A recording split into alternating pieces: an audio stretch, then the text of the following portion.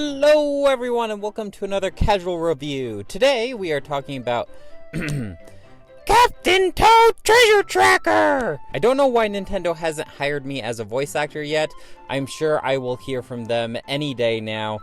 Charles Martinet has nothing on this.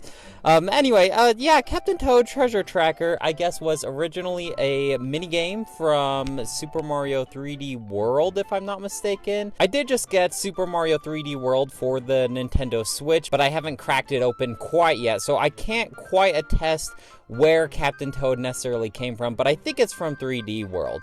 I got this game as a really good deal from Walmart.com. It was kind of...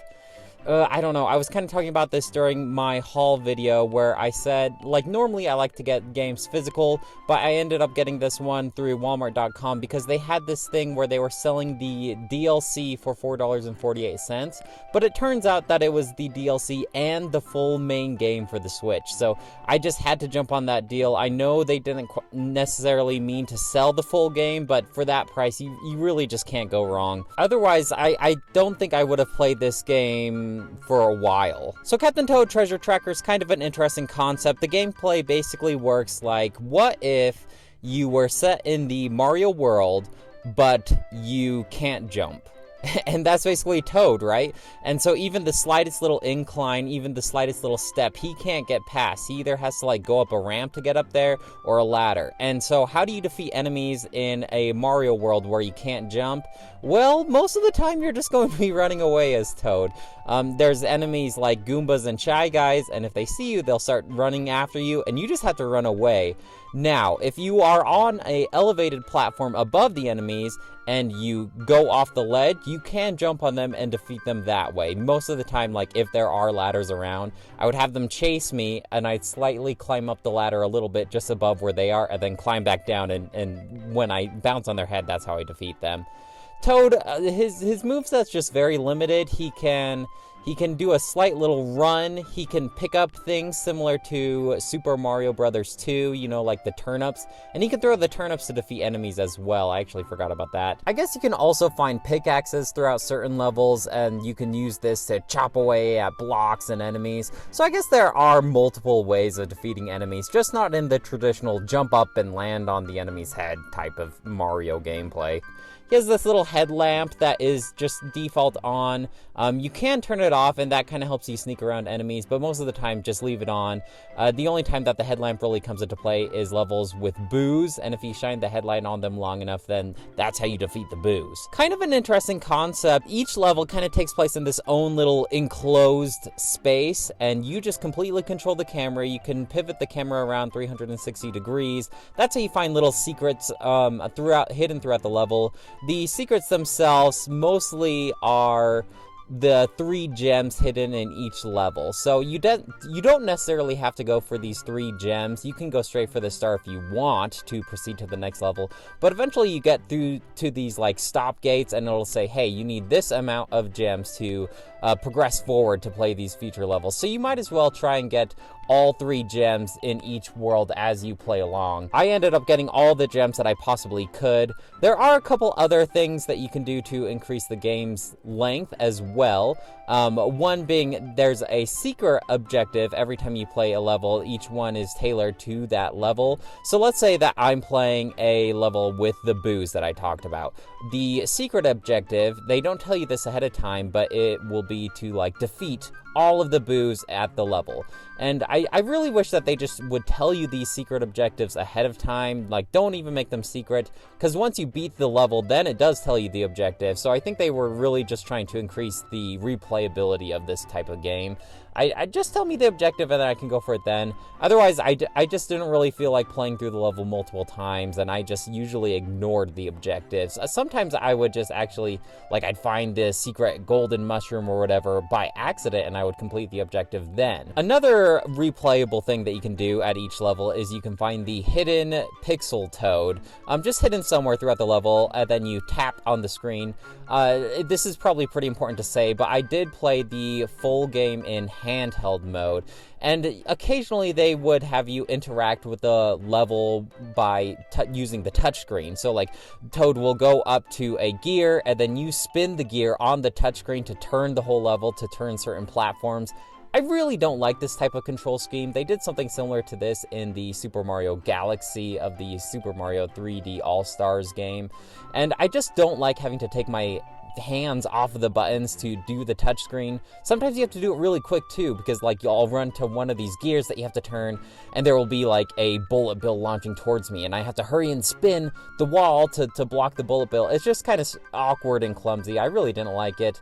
I guess in TV mode they do have the gyro option. I'm not sure why they didn't include that option in handheld mode, but the touchscreen, it didn't really work for me. But I'm getting a little sidetracked. You do, if you do find the pixelated Toad, you can touch him on the touchscreen, and it's just kind of like this little hide-and-seek game that you do. Another way to just increase the replayability of this game, because it is actually a pretty short game, especially if you don't play the extra levels that are included in the Switch port. And then, like I mentioned before, I did end up getting the DLC for this game. That's actually what I ended up buying, and I got the base game for free. So I did play all those levels as well.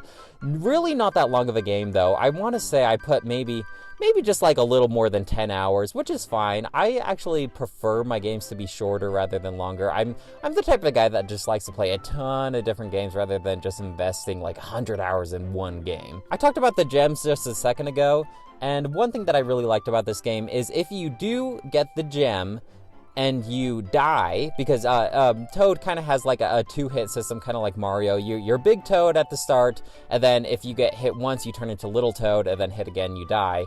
Or you can, there's like hazards like goo and stuff like that. So if you do fail the level, then you still keep the gem, which is, I really, really appreciate, because like, it does kind of make the collecting the gems maybe a little easier than it should be, but you go for the gem and you have all these enemies chasing after you or whatever, and then you die, you don't have to go for the gem again. I'm also really glad that there's no countdown timer in this. It would be pretty easy for Nintendo to include like, hey, you have 100 seconds to beat this level before you die and have to start all over, but there's not really any timer.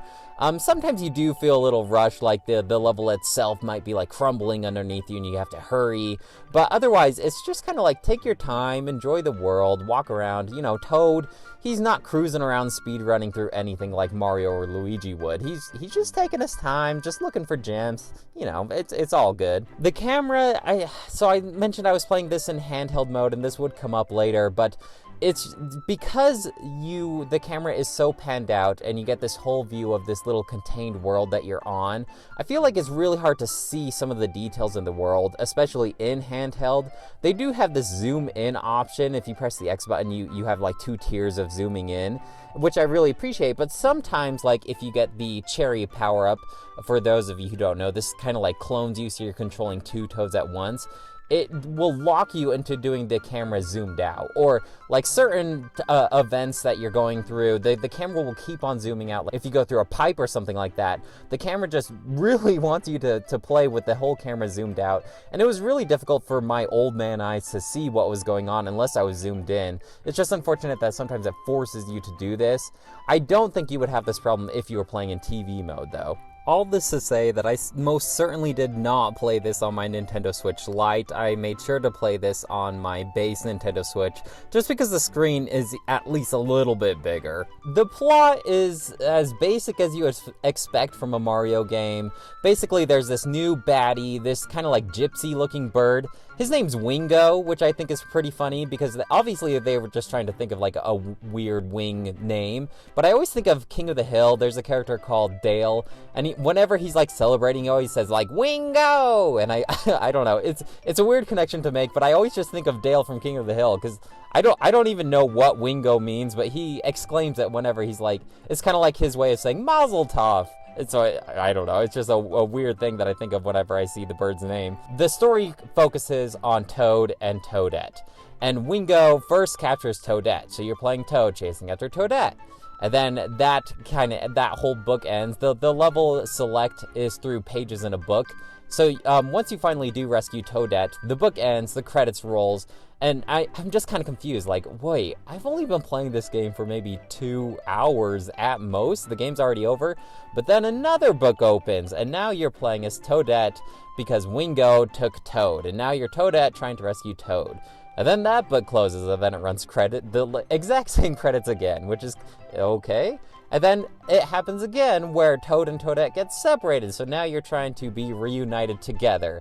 And then that's a whole book. And then you play through the levels that they added through the Nintendo Switch. And I actually really got excited when I first started playing these Nintendo Switch exclusive levels, because the first couple ones were actually Mario Odyssey themed, which I was really excited for. Like, you play through the Dinosaur Fossil Falls level in Super Mario Odyssey, you play through New Donk City, there's a whole level with that theme. I don't know, I was just so excited about this, and I was like way into it, like, this is awesome. Super Mario Odyssey, all these worlds are so fun.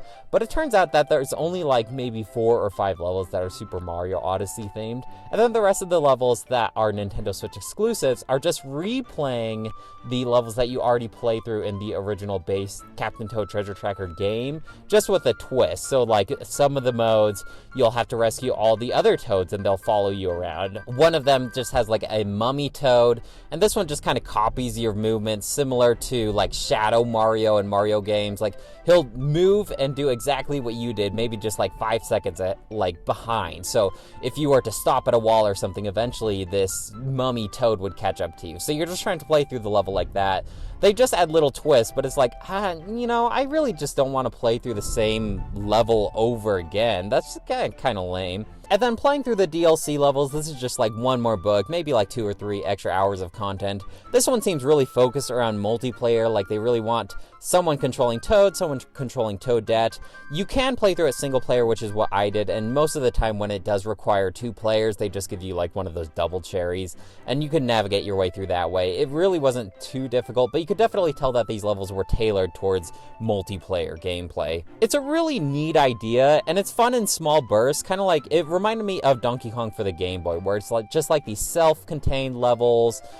Pop in, play one for a minute or 2, get the collectibles, and then move on, and you can keep on playing if you want, but those are also good stopping points. Just play as you go, just little small bursts of gameplay. I feel like my expectations were maybe a little overboard going into this game. It's because it's like, whenever I read about people talking about this game online, they say how good Captain Toad Treasure Tracker is, and how fun it is, and how it's such an underrated game, and so my expectations were pretty high, and I ended up walking away thinking like, it was good. I'm not great, but it was a fine game. It was a fine little distraction. I think I would have been upset if I had paid full price for this game back in the Wii U, just because of how short of a game it is. And, like, they have some fun ideas, some fun gameplay, but I definitely want to price this at a full price game. For $4.48, I really can't complain, though. It's a great game for that price. I can't fully recommend paying full price for something like this. Overall, I think I will give this the score of 3 out of 5. It's a good game. Especially if you have someone else to play this with, I think it's a good time. Just wait to see if you can find like a sale or something. I think the market sale retail price for this game is only $40. So I don't think Nintendo is pricing this as a full price game as it is. But I would probably pay maybe like $20. Like, see if you can get this around for the $20 range, and then I definitely think it's worth the money. Well, guys, that should be it for me. Let me know if you have any questions or comments about Captain Toad Treasure Tracker. Were you able to get in on this Walmart.com deal? I'd love to hear what you guys have to say. Otherwise, I'll talk to you later. Bye!